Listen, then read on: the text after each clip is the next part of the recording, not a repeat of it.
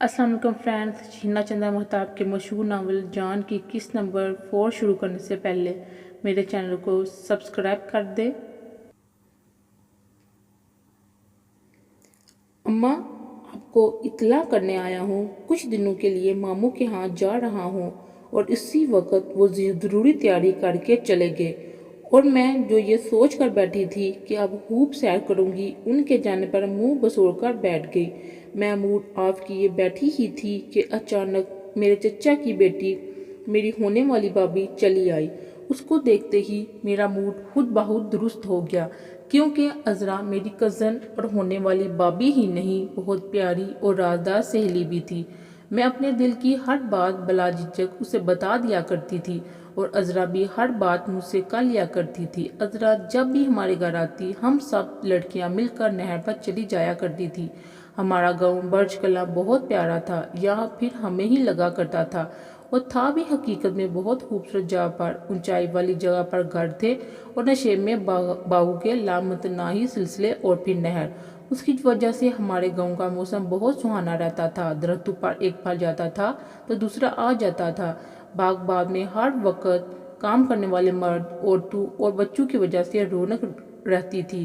खासकर जब आलूचे के सफ़ेद फूल खिलते तो फिजा में एक भीनी सी महक फैल जाती थी।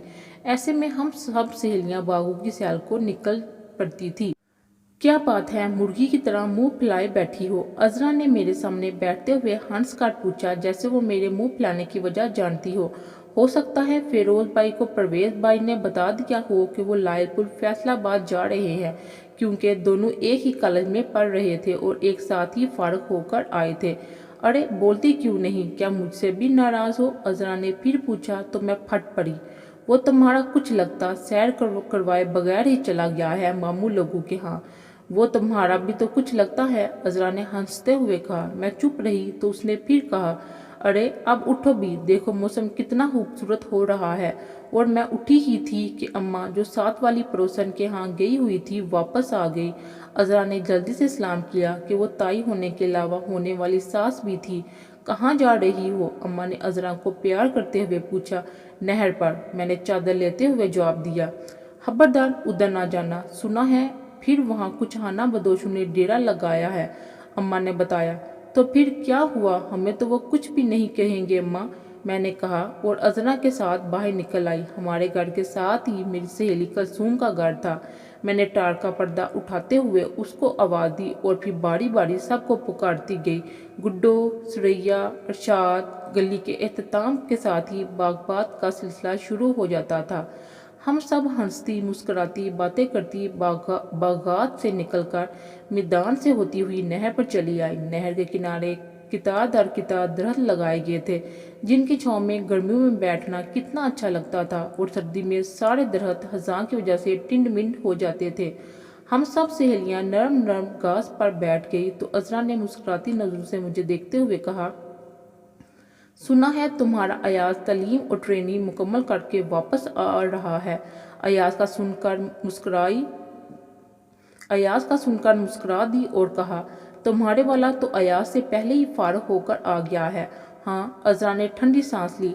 शुक्र है खुदा का उनकी तालीम मुकम्मल हुई, वरना मुझे तो लगता था मैं बूढ़ी ही हो जाऊंगी शादी होने तक। उसकी बात सुनकर सब हंसने लगी तो मैंने कहा, बहुत शौक है तुम्हें शादी का? तो मैं अम्मा से कहती हूँ, अब क्या फ़ायदा, अब तो वो फारग हो ही चुका है, शादी हो ही जाएगी। मगर 2 साल पहले जब अब्बा ने ताया से कहा था कि लड़का पढ़ता भी रहे मगर शादी भी कर ले, तब उन्होंने साफ इनकार कर दिया था कि शादी के बाद डॉक्टरी नहीं पढ़ी जा सकती।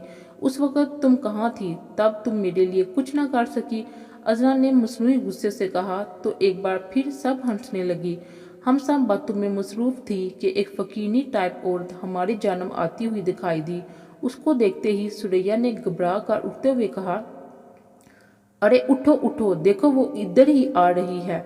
मेरी बात सुनो, अम्मा कहती हैं ये जो हाना बदोश हैं, ये नाक पर रुमाल डालकर लड़कियों और बच्चों को अगवा करके ले जाते हैं। सुरैया की घबराहट में कमी ना हुई थी।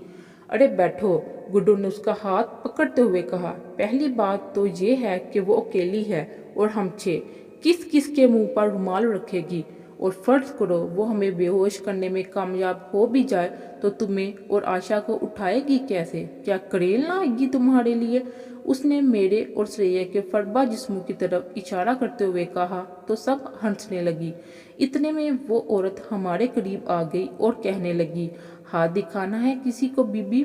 नहीं, सुरैया ने तन का कहा, ये सब ठगने के बहाने हैं और हम यहाँ गुरु से पैसे लेकर नहीं आए हैं। पैसे कौन मांगता है? औरत खुद ही हमारे करीब बैठते हुए बोली।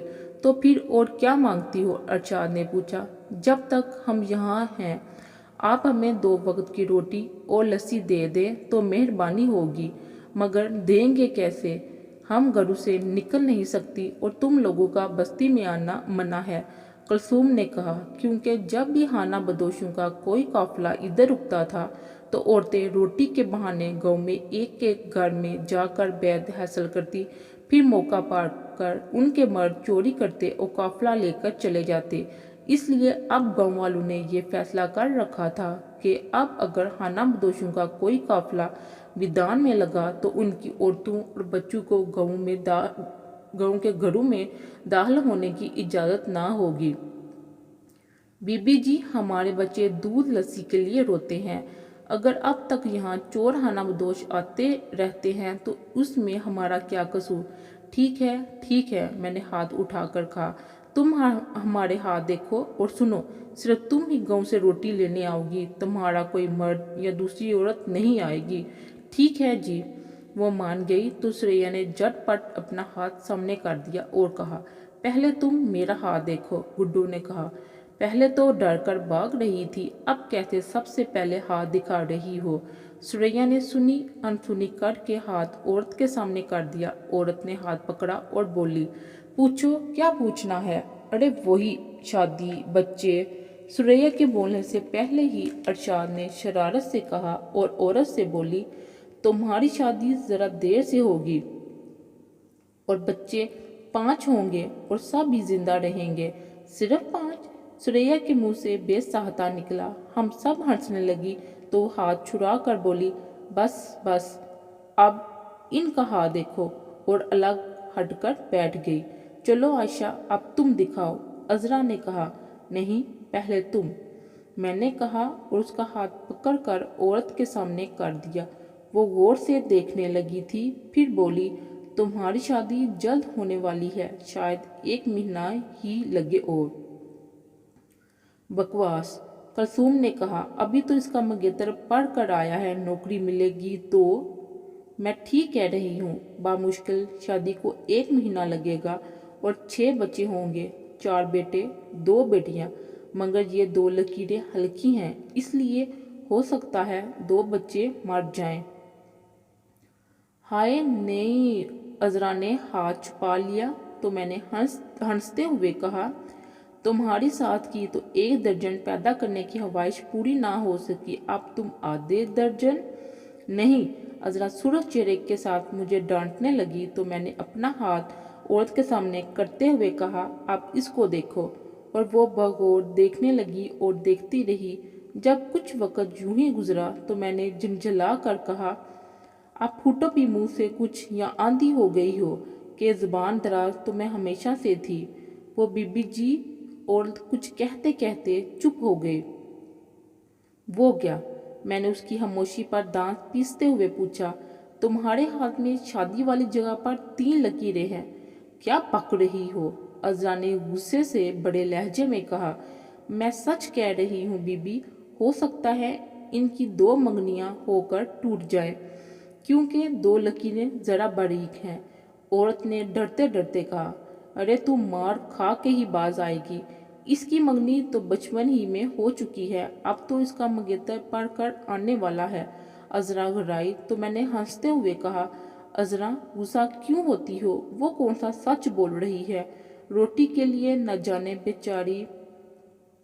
खैर हाँ भाई, आगे बताओ। आगे ये कि आप पढ़कर बहुत तरक्की करेंगी, औरत ने शायद ज़रा खुश करने के लिए कहा तो मैं हंस पड़ी। फिर अजरा को आंख मारते हुए कहा, देखो मैं पढ़ लिख कर बहुत तरक्की करूँगी, क्योंकि मुझे पढ़ने लिखने का बहुत शौक़ है। मैं हर वक्त किताब हाथ में रखती हूँ।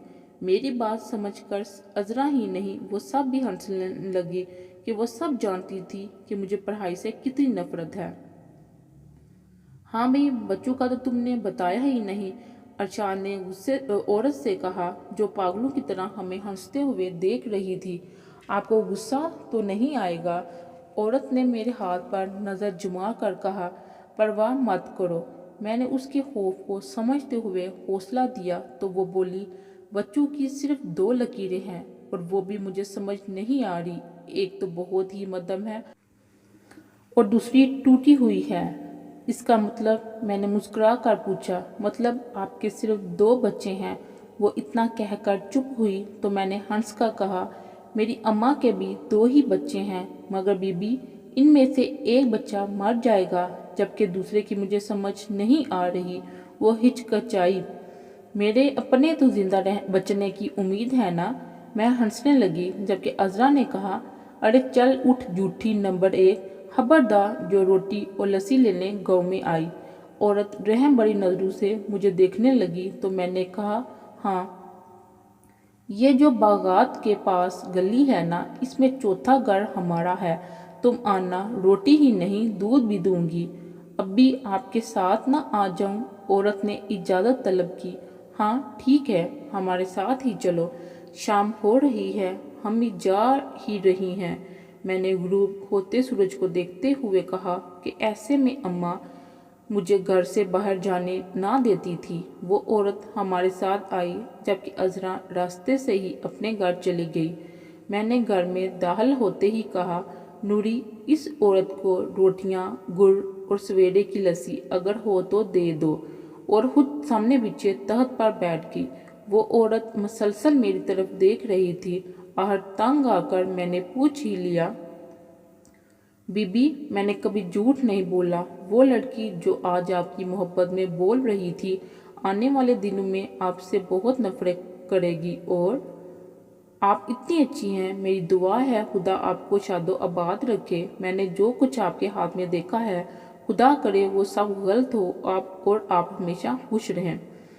अरे मैं इन बातों पर यकीन नहीं रखती, मैंने कहा। इतने में नूरी गुड़, रोटियां और लस्सी लेकर आ गई। साथ सुबह का बचा हुआ सालन भी था। वो औरत सब कुछ लेकर बहुत खुशी हुई और जाने ही लगी थी कि अचानक जासीन दूध की बड़ी बाल्टी लेकर आ गया। औरत ने जाते जाते दूध की तरफ देखा तो मैंने कहा, नूरी, उसको थोड़ा दूध भी दे देना। और खुद तख्त पर ही आराम करने के लिए लेट गई। भाईजान को मामू लोगों के यहाँ गए पूरा हफ्ता हो चुका था, मगर वो अभी तक वापस ना लौटे थे। इस रोज मैं दोपहर के खाने से फारग होकर अम्मा के पास बैठी बोर हो रही थी कि अचानक भाईजान घर में दाखिल हुए। उनको देखकर मैं मारे खुशी के खिल उठी। मगर ये क्या, वो अकेले तो ना थे, उनके साथ कोई और भी था। भाईजान ने अंदर दाखिल होते ही कहा, अम्मा देखो तो मेरे साथ कौन आया है। और अम्मा से पहले तो मैंने देखा और शशदर सी देखती रह गई।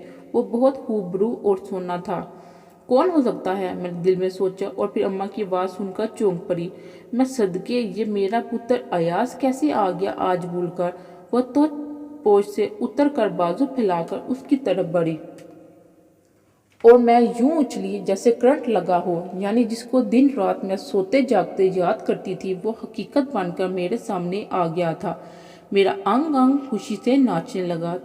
तो फिर वो तो अम्मा से गले मिलने में लग गया और मैं मारे शर्म के चप्पल वहीं छोड़कर भागी तो पीछे से उसकी आवाज़ आई, अरे इसको क्या हुआ? ये आशा ही थी ना? वो भाईजान से पूछ रहा था।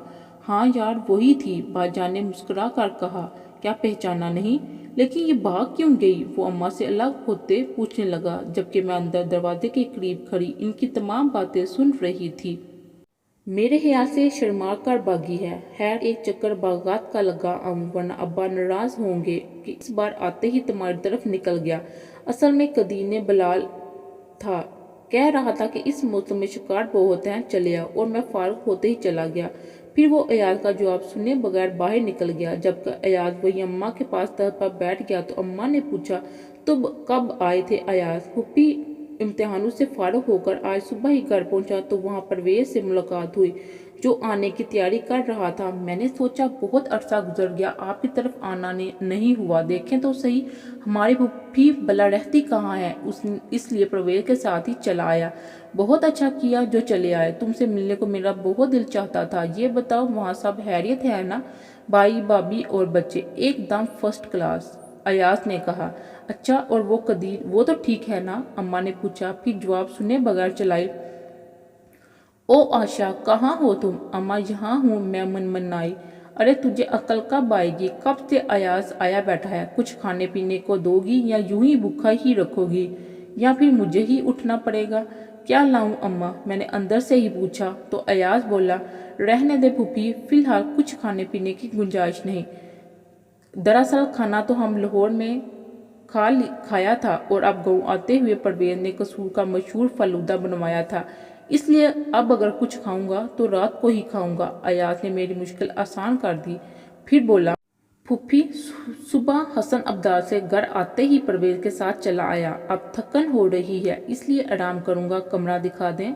आशा, बाहर आओ, अयाज को परवेज का कमरा तो दिखाना, अम्मा कह रही थी। मैंने सोचा अम्मा को मालूम भी है कि मैं महज इसकी वजह से अंदर छुप कर खड़ी हूँ, और अम्मा मुझे इसके सामने ही बाहर बुला रही हैं, मैं भी नहीं जाऊंगी। आयशा, सुना नहीं मैंने क्या कहा है? अम्मा ने गुस्से से कहा तो दरकते दिल के साथ दुपट्टा संभालती बाहर चली आए। अयाज अम्मा के पास यूं नजरें झुकाए बैठा था जैसे बहुत शर्म आ रही हो। मुझे देखते ही अम्मा ने कहा, उठो अयाज, आशा तुम्हें कमरा दिखा देगी। और वो खामोशी से उठ गया। इसने एक बार भी मुझे नजर उठाकर ना देखा था और ना ही मेरी खैर खैरियत पूछी थी। मैं उसके आगे आगे चलते हुए सोच रही थी, खुदा जाने मेरे बारे में उसके ख्यालात क्या हैं, वो मुझे पसंद भी करता है कि नहीं।